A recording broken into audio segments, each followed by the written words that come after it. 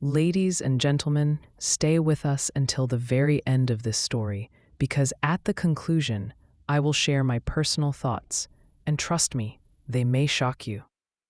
What you are about to hear is not just a story of music, royalty, and a young star's meteoric rise, but also a hidden look into one of the most unforgettable encounters of the late 1980s. Before we dive in, make sure you subscribe to the channel and hit that like button, because we always bring you the most intriguing stories that connect the worlds of entertainment, history, and legacy. And this one is truly special. Imagine for a moment a young woman, just 18 years old, standing at the threshold of superstardom. She has already achieved what millions of aspiring singers only dream of: multiple chart-topping hits, a #1 single, sold-out performances, and the recognition of being one of the most promising voices in American pop music. The year is 1989, a decade known for its vibrant culture, daring fashion, and unforgettable music. This young woman is none other than Debbie Gibson, a name that still resonates with those who remember her as the teenager who turned her dreams into platinum records. But destiny, as it often does, had something extraordinary planned for her. It was not enough for Debbie to conquer the American charts. The universe was preparing to place her in a room where legends walked, where royalty watched, where the stage itself was not just a platform but a bridge connecting music with monarchy. That bridge would take her to the United Kingdom, to one of the most prestigious charity concerts of the era, the Prince's Trust Concert in London. Now, let us pause here, because the significance of this concert cannot be overstated. The Prince's Trust, later renamed the King's Trust, was not simply another charitable organization. It was a symbol of opportunity, a beacon of hope for countless young people, and a cornerstone of the royal family's engagement with the world of culture and social progress. To perform at this event was not merely a career milestone. It was an honor that carried the weight of legacy, and for an 18-year-old American girl with a voice that could fill stadiums, the opportunity was beyond magical. Debbie Gibson had already dazzled audiences with hits like "Only in My Dreams" and "Lost in Your Eyes." Her songs captured not just the sound of a generation, but the heartbeats of millions of teenagers who saw in her both a role model and a reflection of their own dreams. When she stepped onto the stage, she was not just a singer. She was a storyteller, a messenger, a young woman carrying the spirit of youth into every note.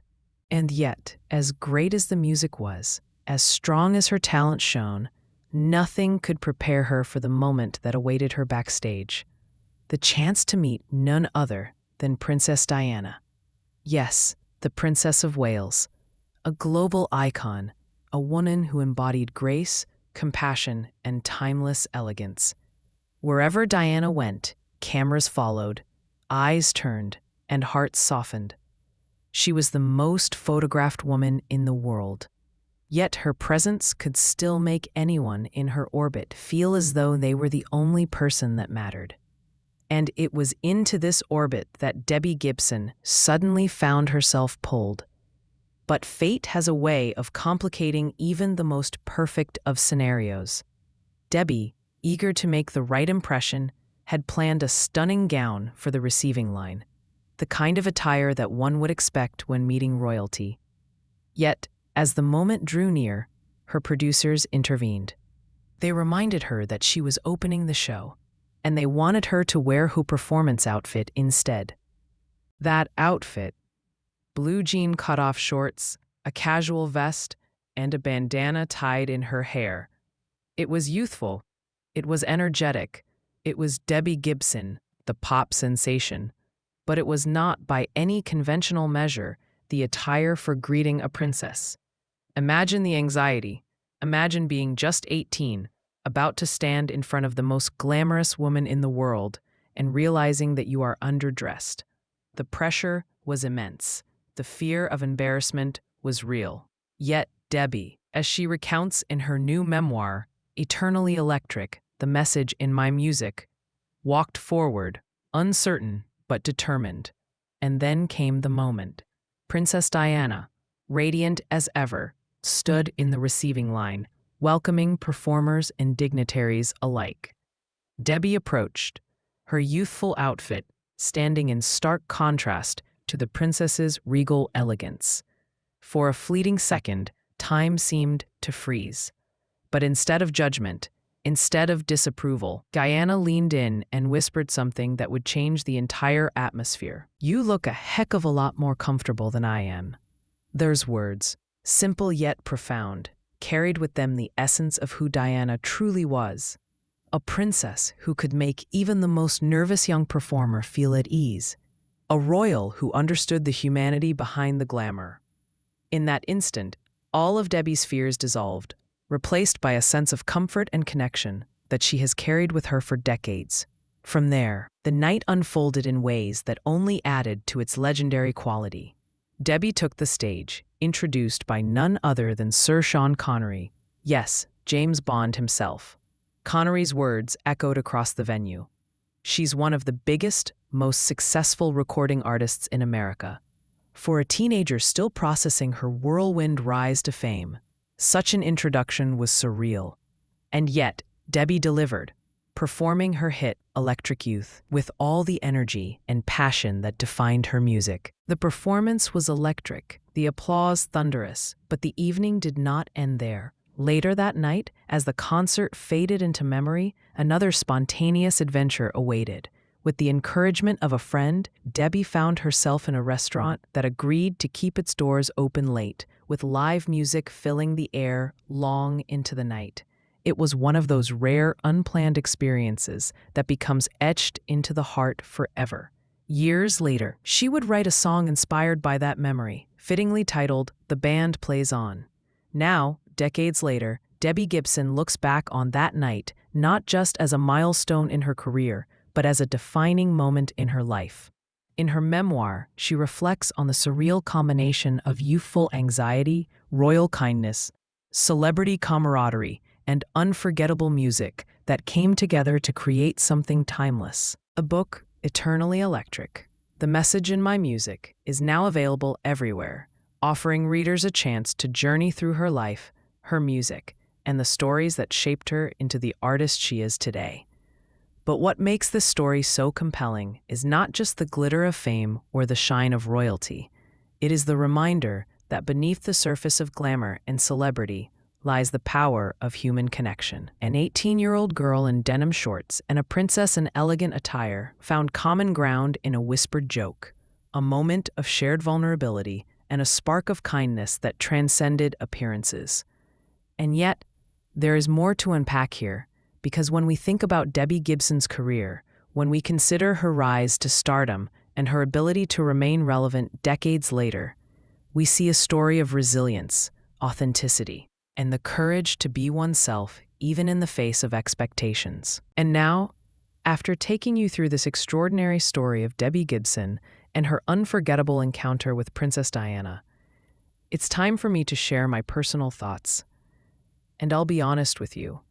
What strikes me most about this story is not simply the glamour, not the celebrity introductions, not even the fact that James Bond himself welcomed her onto the stage. What truly stands out is how one moment of kindness can change the entire course of a memory. Think about it. Debbie Gibson was just 18 years old.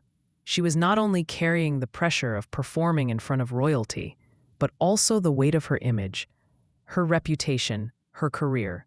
She was in denim shorts, a vest, and a bandana, an outfit that, to many, might have seemed out of place in a royal receiving line. It could have been a humiliating moment, a story she would rather forget. But instead, Princess Diana transformed it into something empowering. With just one whispered sentence, "You look a heck of a lot more comfortable than I am." The princess didn't just comfort Debbie. She validated her. She showed her that authenticity mattered more than appearances. And here is where the story becomes even more powerful. Because when we look back at history, at the lives of great public figures, what we remember is not the gowns, not the jewels, not even the headlines. What we remember are the moments of humanity. Princess Diana is remembered not because she was always flawless, but because she dared to be real. And in that small act of grace toward a young singer, she gave us all a lesson that still resonates today. Kindness can disarm anxiety, grace can dissolve insecurity, and humanity can outshine formality. But let's dig deeper. Debbie Gibson herself represents something that is easy to overlook. In a world where the entertainment industry often demands perfection, Debbie entered that room exactly as she was, a teenager in her signature look, full of life, full of energy, maybe even a little nervous, but authentic. And rather than being punished for not fitting the mold, she was celebrated, not just by the audience, not just by Sean Connery, but by the princess herself. That tells us something very important. The world does not need another carbon copy of what it expects. The world needs people who dare to be themselves. So here's my shocking thought.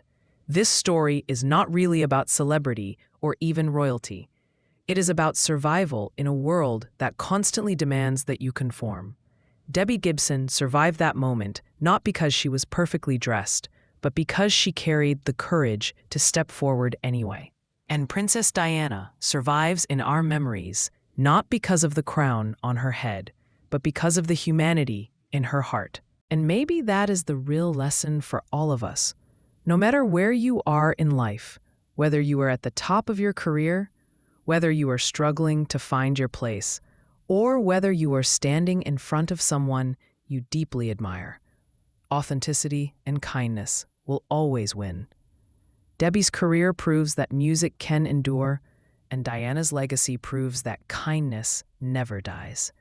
So when I think about this story, I see more than just a memory from 1989. I see a reminder for today, for this very moment, a reminder that even in a world filled with pressure, with judgment, with expectations, the most powerful thing you can do is to be real, to treat others with kindness, and to never underestimate the impact of a single sentence spoken at the right time. Because sometimes one sentence can turn fear into confidence, embarrassment into pride, and a fleeting encounter into a lifelong treasure. And that, my friends, is why this story matters.